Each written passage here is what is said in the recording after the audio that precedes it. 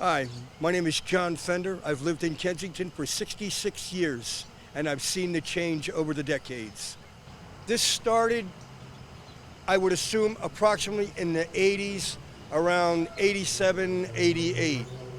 Take, for instance, this park right here. This used to be a nice place to go. We used to have good times here. We'd have barbecues. There was never trash.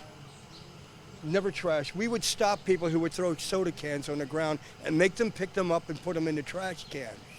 In one word, complacency. It seems that it's okay to openly use drugs in this area of Kensington. Now, I want you to think about something. Back in the 70s, Kensington was the spot to go to for shops, for food. You just walk the avenue and see the different shops. We used to have a guy here named Harry Levin that had a furniture store. The first person in Philadelphia who had a teen credit card. He would give children credit cards and teach them how to be responsible. You don't have any of this anymore.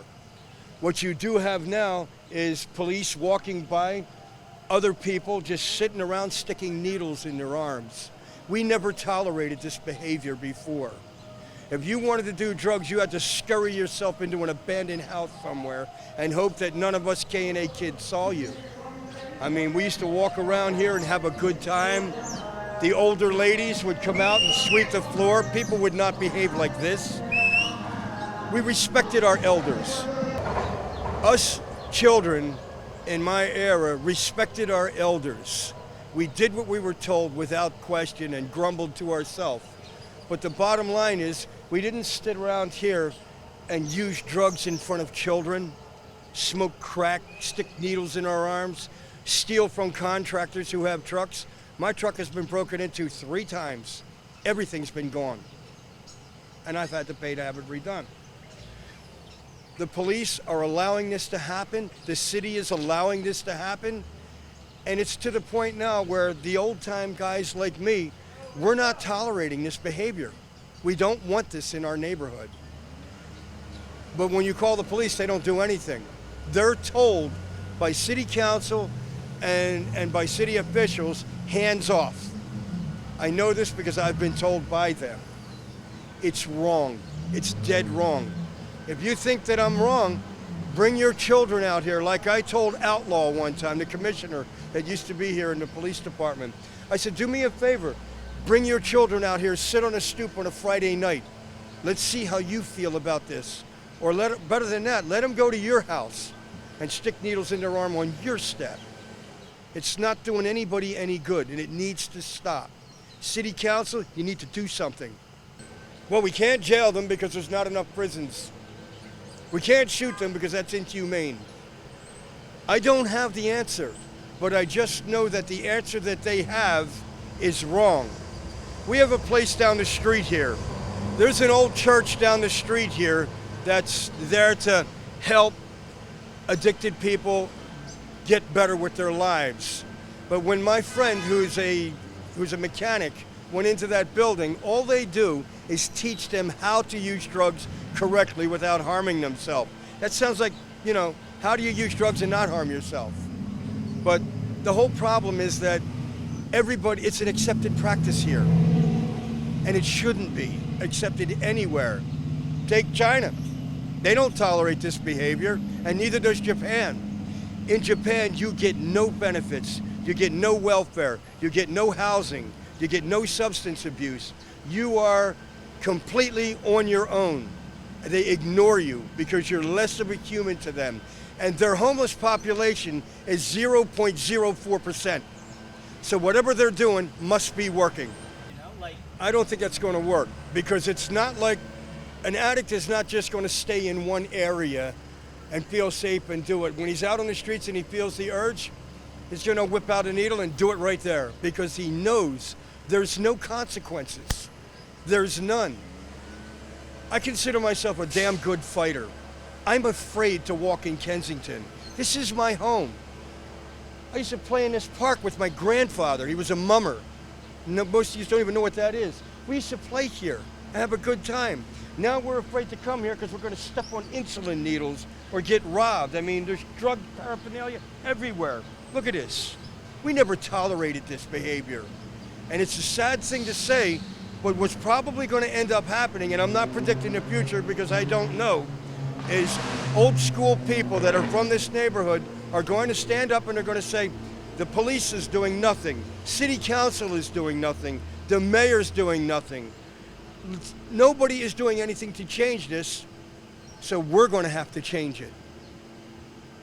We're going to have to do something because we can't even have our children come out here anymore. I mean, try explaining to your 6-year-old daughter why there's a guy sitting here with a needle in his arm, bent over sideways, looking like a zombie. Try doing that. I'm old school Kensington. I'm not leaving. This is where I was born. This is where I was raised. I got my first kiss right down the street from Brenda Pyatt at the Midway movie theater during Jaws. She kept punching me in the leg. Things like that make me stay here. The memories that I have of this place make me stay here. I want it to change, but I'm one person, and I'm not an elected official. I can't do anything. The disconnect is not in, say, me versus the addicts in the area or the homeless people in the area. The disconnect is in the fact that city council and the people that make these decisions don't live here. Case in point, and this is a fact. When Outlaw came here to walk around and see what this neighborhood was like, they spent 3 days moving the homeless and the addicts further down the road. They mopped and swept and cleaned up the streets. They disinfected, removed all the urine and feces and insulin needles, and they still have barricades that they had up back then because they didn't want her to see it. And this is what happened. When she was walking around, I walked up to her and said, "Excuse me, can I talk to you?" A captain in the police department stopped me and said, "You can't." I'm like, "Why? Why can't I talk to her? My tax dollars pay her salary. What are you doing telling me I can't talk to the person that I pay?" He says, "Well, she's busy." I'm like, "Why is she busy?" I don't see her doing anything but walking with 8 other cops. He says, "Well, another time." I'm like, "No, now." He goes, "Well, I'm not going to let you. I've been around here for 5 years, and I know what I'm talking about." I said, "You don't even have the right to talk to me. I've been here for 60 years. You're a newbie. You don't know what's happened. You only know what you're told." I says, "This is not right. We're afraid. We hide in our homes because we can't come out at night. We can't have." Years ago, we could have barbecues at night. We could let the kids out on the street, and the golden rule was when the street lights come on, you come home. That's the way it used to be. Now, we don't even come out anymore. We're like ghouls. We got to stay in our cars. We got to lock everything up. We got to hide everything. And when you call the police, they may or may not come. It depends. And that's another case. I had a guy right down here on Mama Street. I used to take care of a blind guy and his handicapped wife. This guy didn't like the fact that I parked my big truck on the block that I lived with them to help them out. So he turned around to me and he says, "When you go to sleep tonight, I'm going to sneak in your house. I'm going to kill everybody." I called the police, 911, and you can check the records. It took them 4 days to show up at the house. 4 days. That's insane. But this is the problem. They'll write me a ticket for my truck when the meter expires while there's a junkie leaning on my truck, nodding with a needle hanging out of his arm. What is wrong here? I think that's highly possible, and in order for that to take effect, city council, the mayor, the district attorney, and the police department, and old school Kensington people like myself need to come together and realize what you're doing is wrong. You can't say it's okay to use drugs. You have a problem. We're here to solve it. No. Nobody forced you to stick that needle in your arm. Nobody forced you to break into my truck and steal my tools. You chose to do that. There should be consequences. Just like if I park my truck illegally, I get a ticket. I get consequences. How come nobody else does? I'm not saying just me. I mean me who works and pays taxes. How come me and not them? They'll just, look at this. This is a quiet day as normal. You come out here on a Friday, down on Mama Street, you can come out here on Mama Street. On one side of the block, they have a buffet table set up for homeless and crack addicts and junkies. On the other side of the street, they have a pool, private bathrooms, clothing, and every other damn thing. In the meantime, when I get hurt at work, I gotta reach in my pocket and pull out money, which I don't mind, but this isn't working. This is not working at all.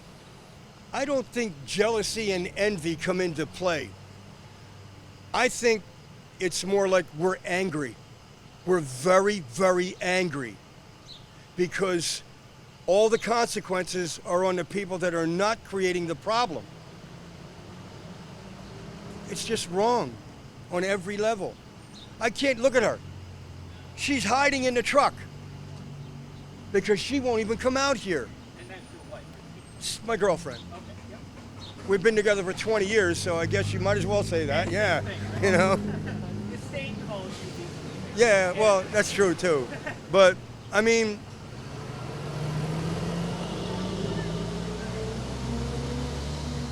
the official's answer is the wrong answer. It's wrong, you know? And I know that I'm right about the hands-off policy. I know that because I know a lot of cops in Philadelphia. They're good people, and they're told, don't touch them, leave them alone. They can walk into a Wawa, fill their hands up with groceries like this. They don't have to run out the door. They can walk out the door and say, I'm not paying for this, what are you gonna do? If the person working at Wawa touches them, they're fired. If the security guard at Wawa puts their hands on them, they're fired. They're told, leave them go. What the hell? Are you out of your mind? Can I give you a for instance? And she'll bear witness to this. We have a girl that's like a goddaughter to me, but she was clueless about what happens, consequences. So I said, I'm going to give you an object lesson, and this really happened. We took her down to the school, I don't know which one of these blocks it is right now, all right? And I said, I want to show you how little people care. She goes, oh, everybody cares about everybody. I'm like, let's put that to the test. Now, we practically raised her.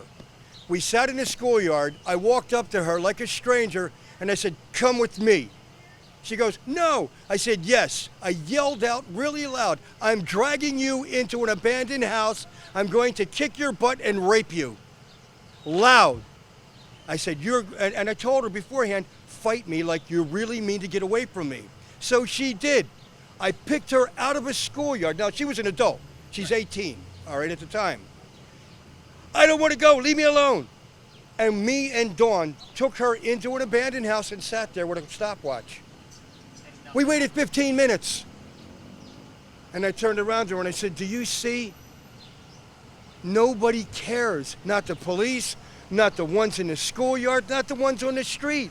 Nobody cares. Learn the lesson. Old school Kensington guys like me, doing what we do best.